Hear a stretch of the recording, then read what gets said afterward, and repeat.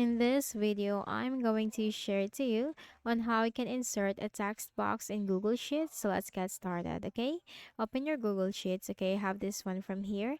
Now, in order to insert a text box, we just need to simply look at the ribbon at the top and we can find the Insert tab. And here you can find Drawing. Click on Drawing. Okay, so once you click on Drawing, you will find these options from here and you can find Text box. Click on that. You'll notice this plus sign symbol. Just simply drag it from on the blank space or the canvas to draw the text box. You also have the border color from here. Okay, the border weight, and then that's it. You also have here the style of the border. You can choose from here, and then simply type your text.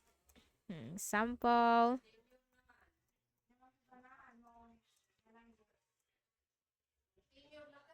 Okay, and then click on Save and Close. And here it is. Okay, we have just added this text box on our Microsoft.